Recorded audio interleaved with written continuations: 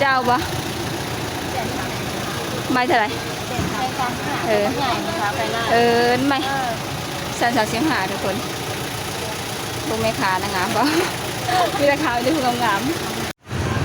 บนทันรถทุกคนนั่งรถนั่งทานรถคันที่สองที่แม่บนทันรถจับ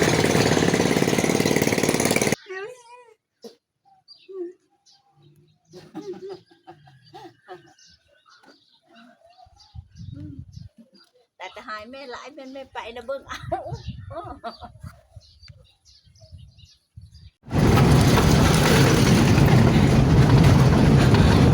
เต็มรถประกันอัดเต็มที่ทุกคน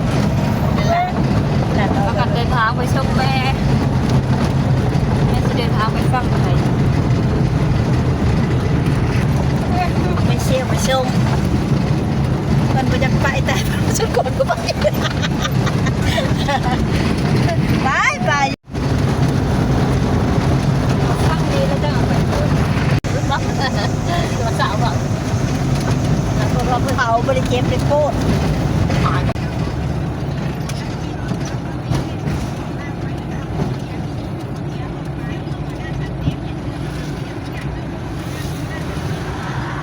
ไปหลังไหนเวียดเยอะแล้วลูก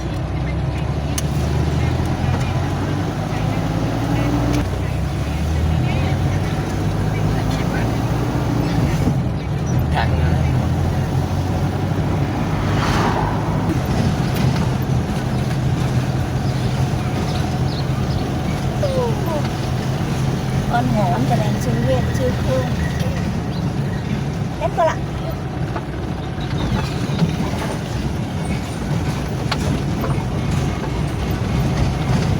เลี้ยงไก่ดอนเลยนะ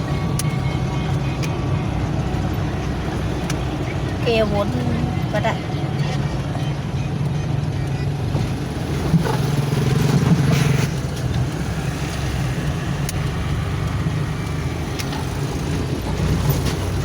กูไปจอดบนลูกบอลไปจอดทำอะไรลูก bạn với này á emจอดรถ cái nhỉ จอดรถ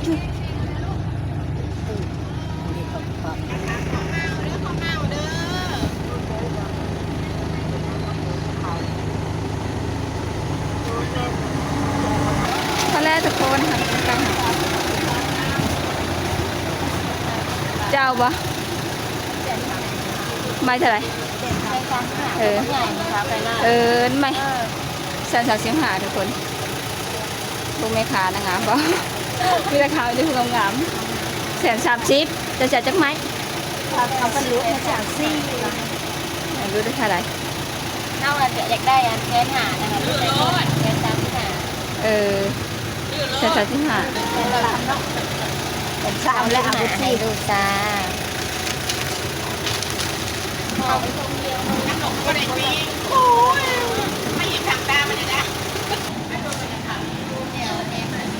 อันอายฝากเงินมาให้ซื้อทุกคน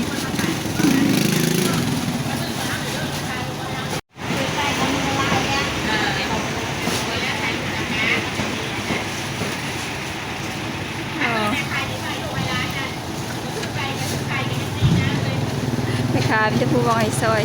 ว่าเพื่อจะได้กินทุกคนคำอายบอกฝากมาในบริกินและปิ่งไก่เอาเบอร์ผู้สาวเซโนมาดูงาม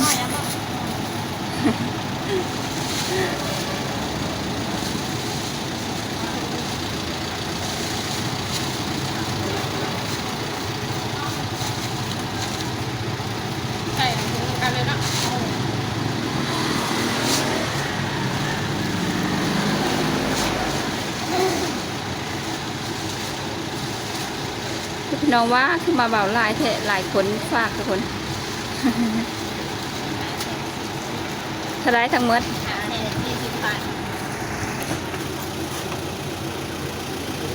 ผมขอมาเนาะ ที่จอยเลยเว้ยประมาณเลยกี่นาทีจอยเนี่ย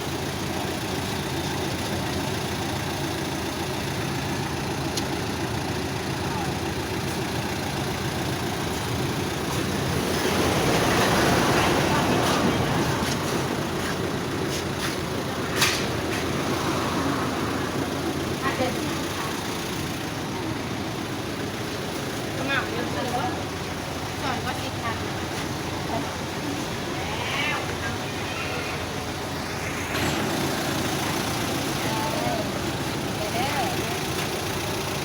ตอนนี้น้ำตาลก่อน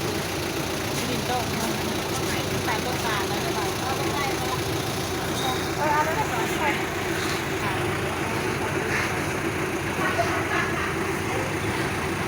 เอฟซีฟังไทยเด้บริซื้อซอยแล้วโดนซื้อไทยจะไม่เท่าไหร่ ไม่10 คัน เอาซองเท่าไหร่ซื้อซอง เป็นอย่างนะ3 4กูจ่าย ซอง ใส่เป็น ซอย เป็นอย่าง ไปดูคุยให้ซอยพอแล้ว นี่เดี๋ยวนะเนาะนี่เป็นหาสิแล้วน้ำตาลแทนสิภาษาลาว ภาษาลาวมันภาษาลาว บ้านไหนนี่ อันมาแต่บ้านต้าทางต้าคะแนนทะเลชิดเอาอีเมลเราจะไปฟังไทย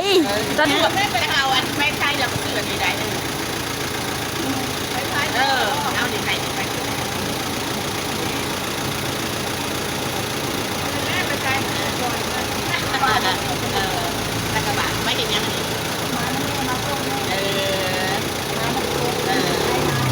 ให้เราคนงามคนงามคนไทยงามเป็นงามจ้าให้ได้กับคนนี้ น้ำบ้านชาลาว ได้ได้งาม จ่ายเพิ่นละ50 บาท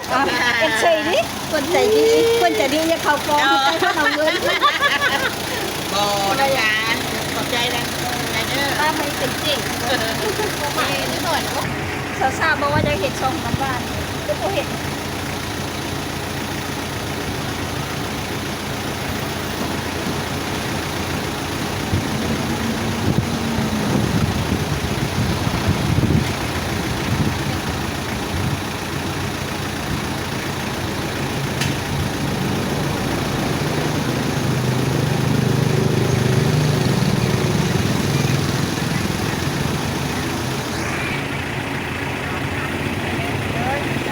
พี่น้องบอกว่าจะเห็นส่งน้ำบานไปมันจักเป็นเจนแล้วค่ะก็มาอยู่ท้ายบันนี้นะโอ้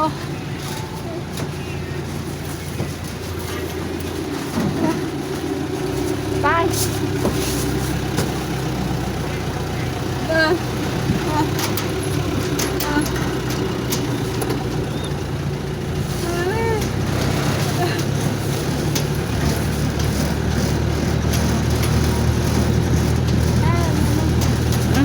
พาทุกคนไปพอกันอยู่ตลาด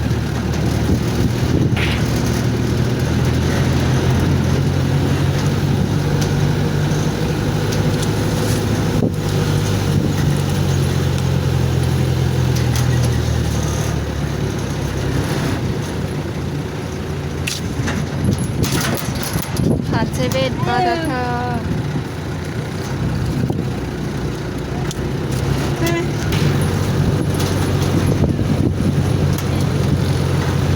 ตลาดชิโนทุกคน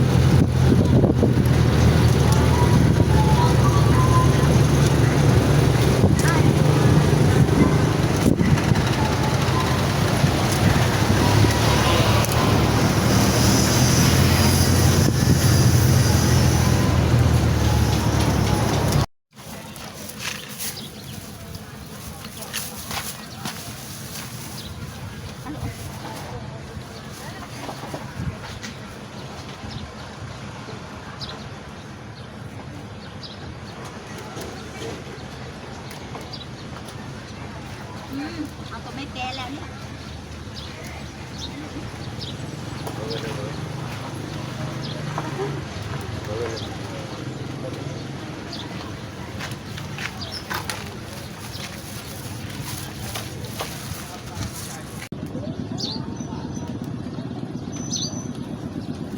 โอ้โหหลานเลยเหรอแกให้หลานเลยหลานสาวแกให้ เฮ้ย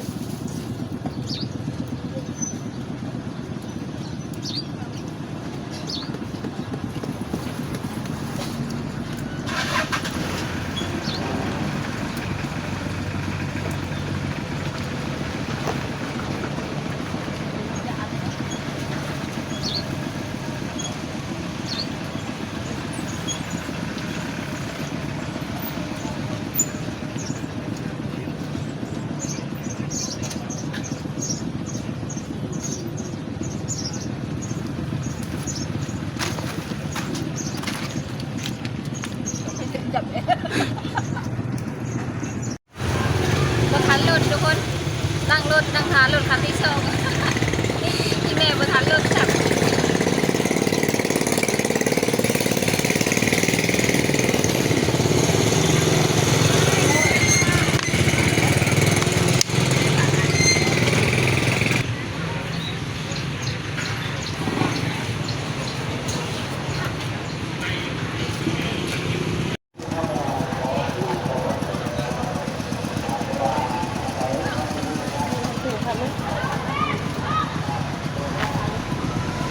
ขนาดเมื่อวานนั้นแต่ดูโบราณแล้วก็ดูพันนั้นนั้นได้ดูคลิปข้างแล้วก็หันหลังเทียบสถานการณ์เทียบดูกับดูทางเราดูรู้ตามน้ำดูก็ได้ คนบ่ได้แล้วก็นั่งในท้ารถในหานเด็กหมดเลยแล่นจะว่าแล่นลำหลังรถบ่ทันวันนี้ไปส่งแม่ทุกคน ไปส่งแม่แล้วน้ำหวานงอนบ่ทันได้ส่งแม่ซ้ำเพราะว่าบัวบอกว่าไปเบิ่งหลานได้หลานพาหลานไปตัดผมพาลูกบัวไปตัดผมนะกลับมานะแม่ไปเลยทุกคนแม่ไปก่อนแล้วกันมาแล้วกันนาเศร้าเลย ขอบใจทุกคนได้เป็นกำลังใจให้บุคคลน้ำหวานสาวลาแล้วก็สบายดี หน้าตาง่อยเลยบ่เห็นแม่ไปเพิ่นว่าบ่เห็นแม่ขึ้นรถตู้ไปแม่ไปรถเมาทุกคนบัวน่ะบอกให้ไปตัดผมกับร้านว่าไปเบิ่งร้านแม่พามาสรถไปแล้วมาเศร้าเลยบอกว่าเอื่อยนะบอกว่าให้ไป